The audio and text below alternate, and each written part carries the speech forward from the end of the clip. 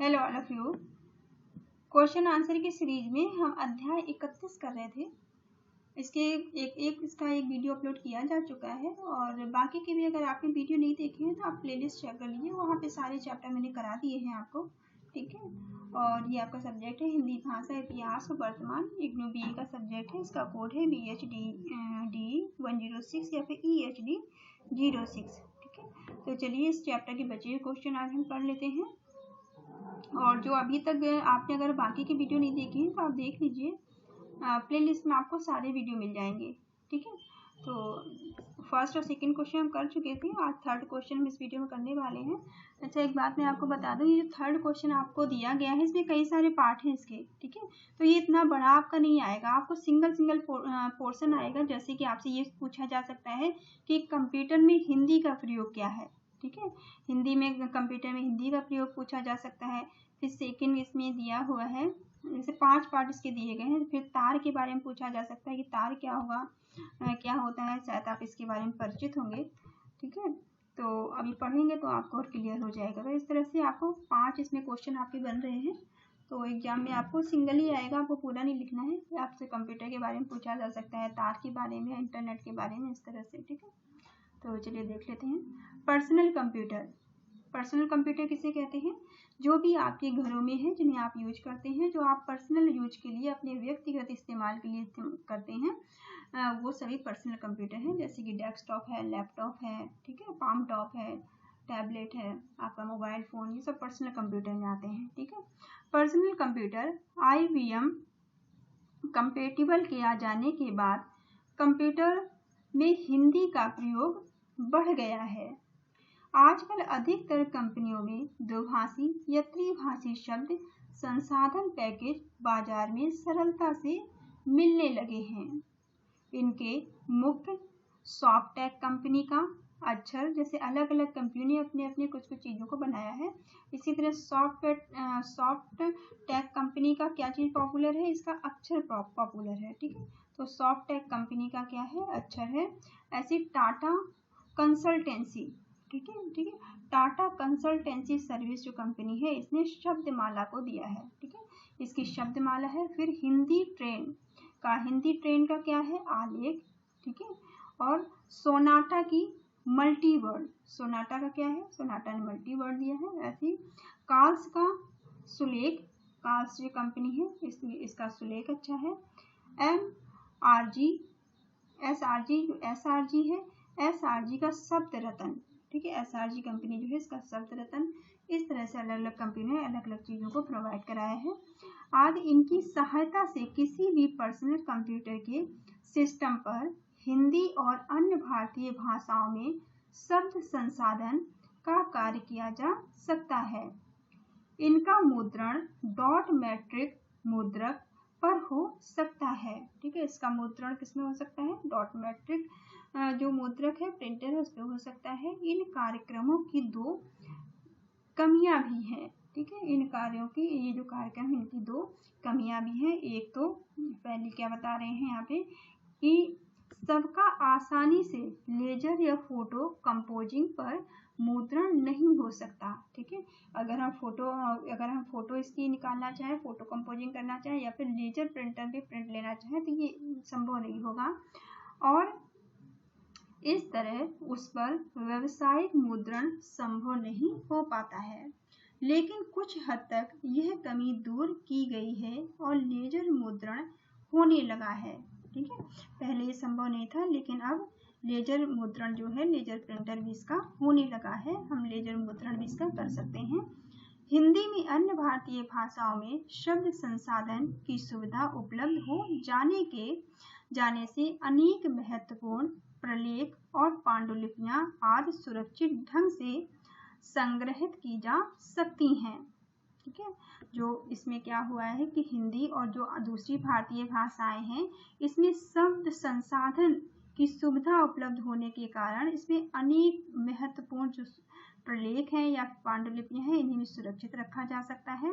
भारतीय प्रौद्योगिकी संस्था IIT कानपुर के सहयोग से प्रगत संगठन संगणक विकास केंद्र CDAC, ठीक है, जिसे सीडेक कहा जाता है शॉर्ट में। पुणे ने सन 1984 के आसपास एक जीएसटी प्रणाली का विकास किया था। ठीक है, ये जो सीडेक है, सीडेक और पुणे ने जो पुणे आपको पता होगा कि टेक्नोलॉजी के लिए काफ़ी जाना जाता है। ठीक है, तो पुणे ने सन 1984 के आसपास एक जीएसटी प्रणाली का विकास किया था। इसके माध्यम से आज डेटा संसाधन से संबंधित सभी कार्य हिंदी और अन्य भारतीय भाषाओं में सरलता से संपन्न किए जा सकते हैं। ठीक है, इसी की सहायता से जो भी हिंदी या दूसरी भारतीय भाषाएं हैं, इनमें सभी काम आसानी से होते हैं।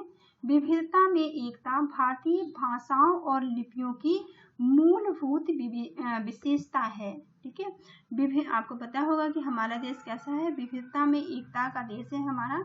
तो विविधता में एकता भारतीय भाषाओं और लिपियों की मूलभूत विशेषता है। इस मूलभूत एकता को वैज्ञानिकों ने पहचाना है। ठीक है, ये जो हमारी जो विशेषता है, इससे क्या है, इसे वैज्ञानिकों ने भी पहचाना है और सभी भारतीय भाषाओं के लिए समान कुंजी पटल का विकास किया है। किसी भी लिपि का अक्षर एक प्रतीक होता है। वह दो प्रकार के संदेशों का वहन करता है, बाहरी संदेश और आंतरिक संदेश। दो तरह के संदेश क्या होते हैं, एक तो बाहरी संदेश होते हैं और दूसरे आंतरिक संदेश होते हैं। बाहरी संदेश उस प्रतीक का रैखिक ग्राफिक होता है। ठीक है, बाहरी संदेश क्या होता है, एक ग्राफिक फॉर्म में होता है।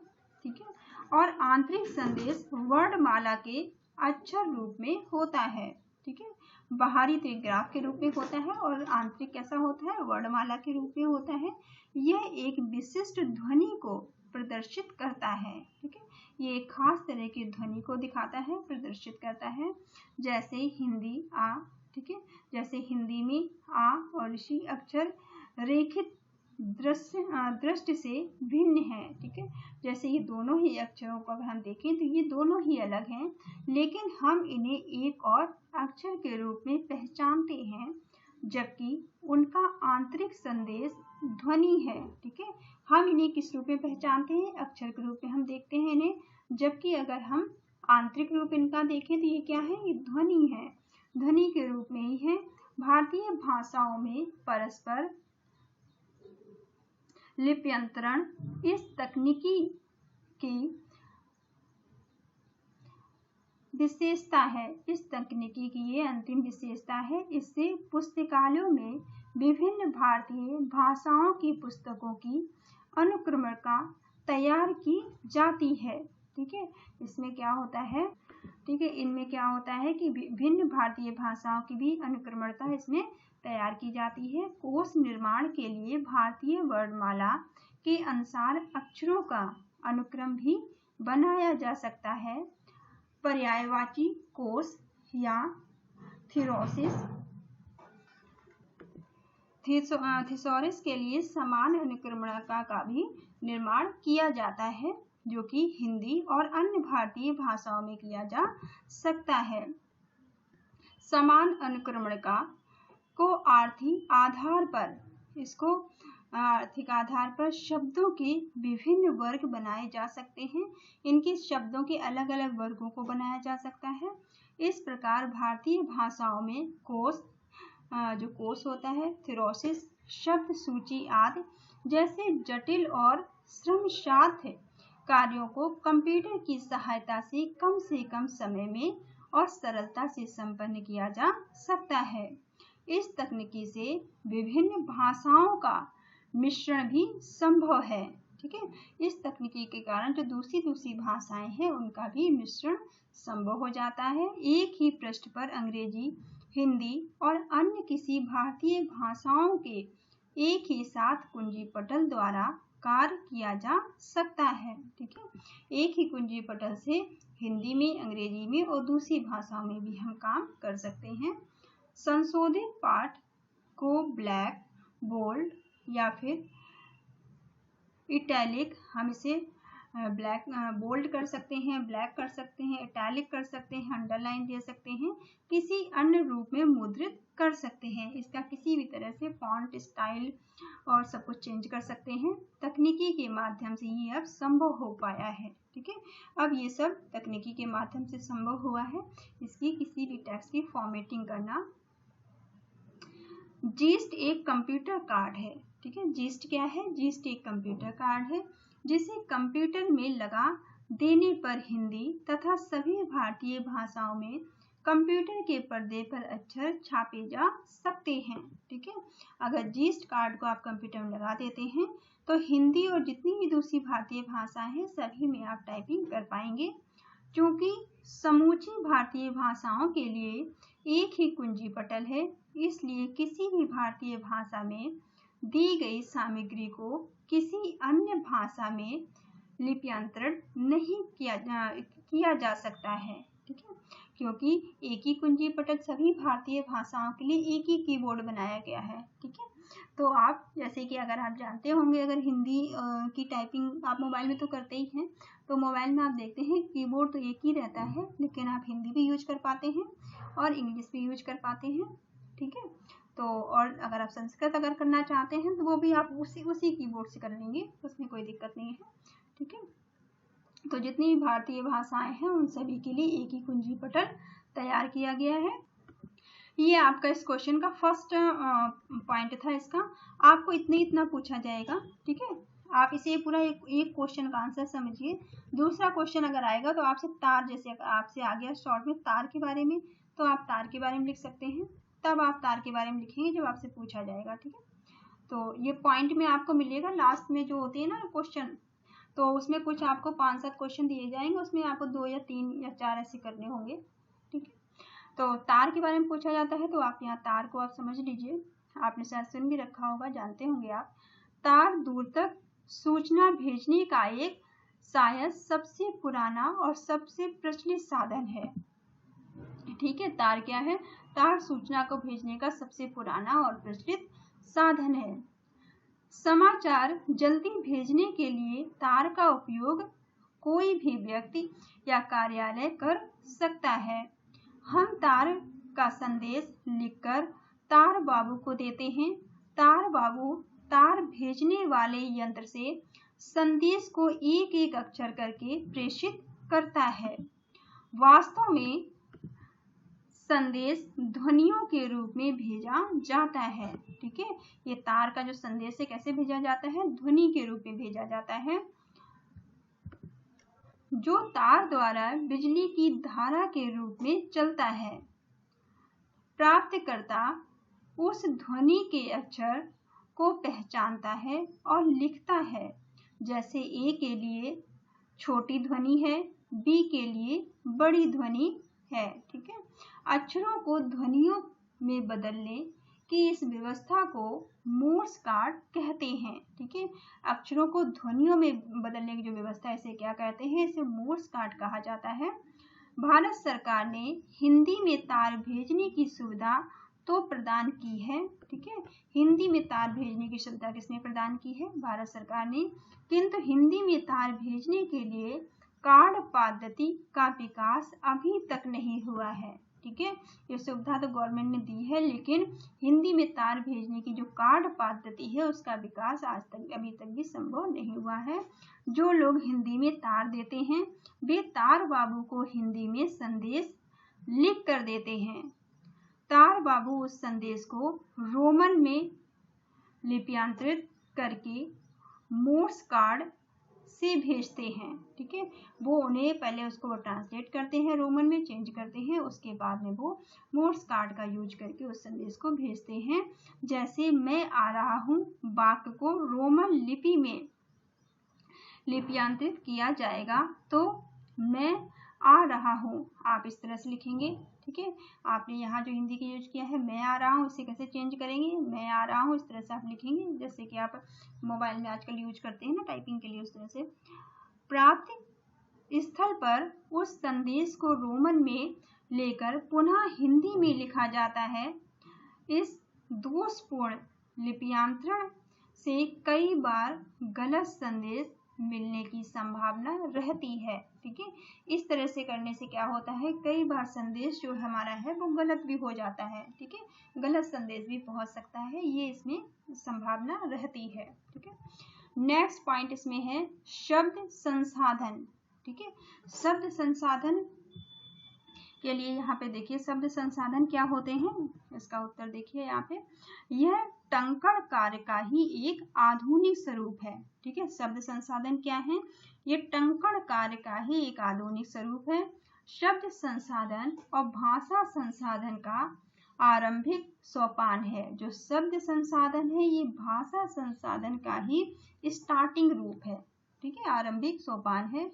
हिंदी में भी सर्वप्रथम कंप्यूटर के संदर्भ में शब्द संसाधन का कार्य ही आरंभ हुआ। ठीक है, हिंदी में भी सबसे पहले कंप्यूटर के संदर्भ में भी शब्द संसाधन का काम हुआ था, किंतु आरंभिक चरण में रोमन लिपि के माध्यम से ही हिंदी पाठों का कुंजीयन किया जाता है। ठीक है, लेकिन स्टार्टिंग में क्या होता है, रोमन लिपि की सहायता से ही, रोमन लिपि के माध्यम से ही हिंदी के जो पाठ होते हैं उनका भी कुंजीयन किया जाता है। वस्तुतः सामान्य यांत्रिक टाइपराइटर की मदद से किसी पाठ को कागज पर टाइप किया जाता है, किंतु उसमें किसी प्रकार के संशोधन, परिवर्तन या परिवर्धन के लिए उसे फिर से टाइप करना आवश्यक होता है। ठीक है, अगर आप टाइपराइटर का इस्तेमाल करके जब हम कोई चीज़ को टाइप करते हैं एक बार, और फिर अगर हमें कुछ उसमें चेंजेस करने होंगे, कुछ संशोधन करना होगा, तो हमें क्या करना पड़ेगा, फिर से टाइप करना पड़ेगा, दोबारा से उस पेपर को टाइप करना होगा। ठीक है, इलेक्ट्रॉनिक टाइपराइटर। अब इलेक्ट्रॉनिक टाइपराइटर की अगर हम बात करें, पहले तो हमने एक टाइपराइटर की बात की थी जो पुराने टाइप का था। ठीक है, पर इलेक्ट्रॉनिक टाइपराइटर पर छोटे मोटे संशोधन 2-4 पंक्तियों की वीडियो स्क्रीन पर भी किए जा सकते हैं। नए मॉडल के कुछ इलेक्ट्रॉनिक टाइपराइटर में छोटा सा स्मृति कोश भी होता है।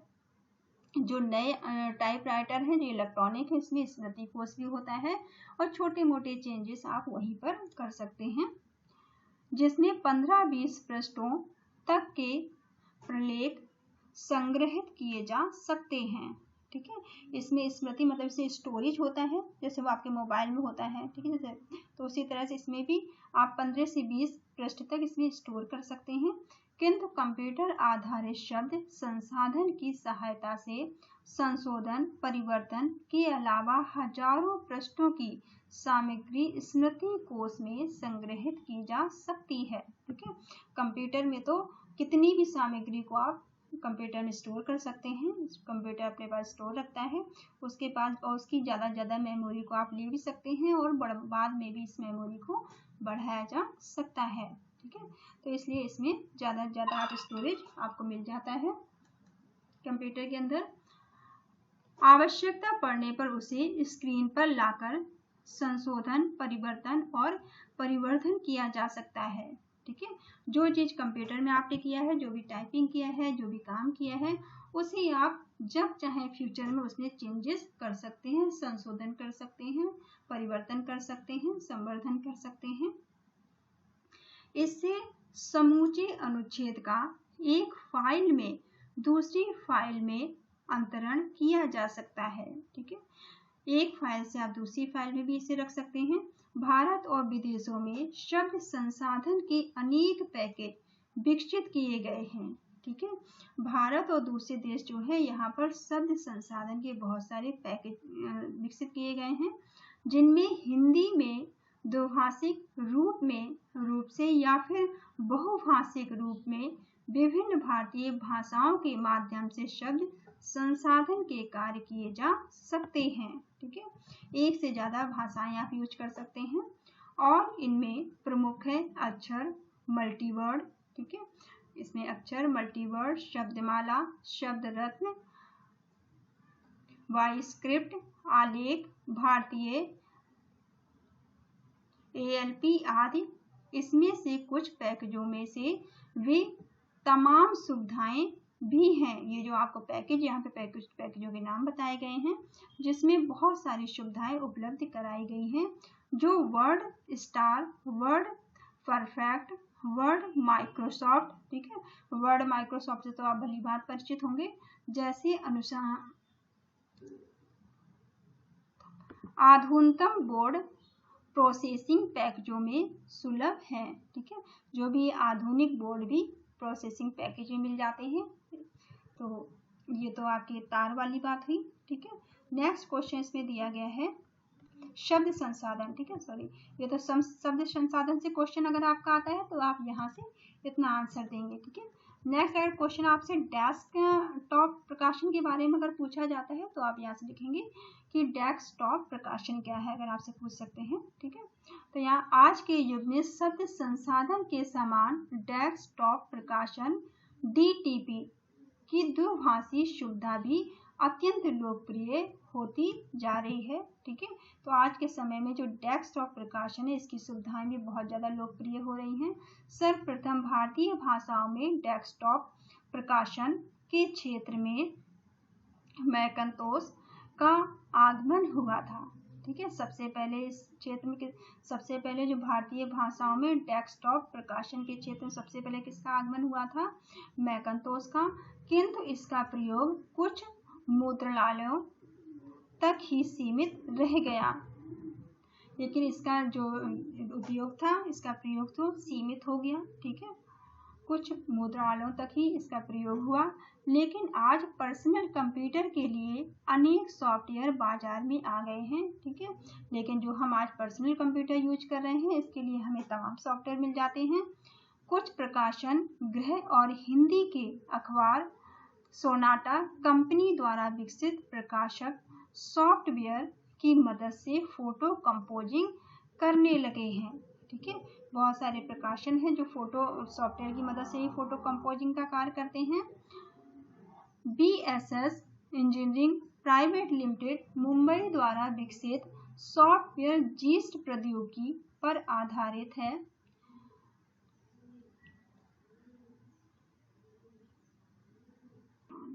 सोलुस्टान नामक अमेरिकी कंपनी, ठीक है, सोलुस्टान नामक अमेरिकी कंपनी ही अमेरिका कंपनी है, जिसने अमेरिका की कंपनी ने जेरोक्स कॉर्पोरेशन के वेचुरा सॉफ्टवेयर पर आधारित गुरु नामक डेस्कटॉप प्रकाशित प्रणाली सॉफ्टवेयर का निर्माण किया था। ठीक है, ये अमेरिकी कंपनी ने किसका निर्माण किया था? गुरु नानक डेस्कटॉप प्रकाशन प्रणाली सॉफ्टवेयर का इन्होंने निर्माण किया था। अब तक मैकिन्टोश और पर्सनल कंप्यूटर के लिए विकसित सॉफ्टवेयर का एक दूसरे के साथ प्रयोग करना संभव नहीं है। ठीक है, अभी तक जो सॉफ्टवेयर बनाए गए हैं, जो मैकिन्टोश के सॉफ्टवेयर है और पर्सनल कंप्यूटर के सॉफ्टवेयर का जो विकास हुआ है, वो एक दूसरे के साथ यूज नहीं हो पा रहे हैं। किंतु हाल ही में नई दिल्ली स्थित स्कैनसेट नामक कंपनी ने दोनों के बीच संवाद स्थापित करके अद्वितीय सफलता प्राप्त की है। ठीक है, लेकिन जल्दी ही इसका भी यूज होने लग गया है। नई दिल्ली में स्थित एक जो स्कैनसेट नामक कंपनी है, उसने दोनों का इस्तेमाल करके एक क्रांति ला दी है। ठीक है, इससे प्रकाशन और टाइप सेटिंग का कार्य आसानी से हो जाता है। ठीक है, अब इससे क्या होता है? टाइप सेटिंग का और प्रकाशन का काम भी आसानी से हो जाता है।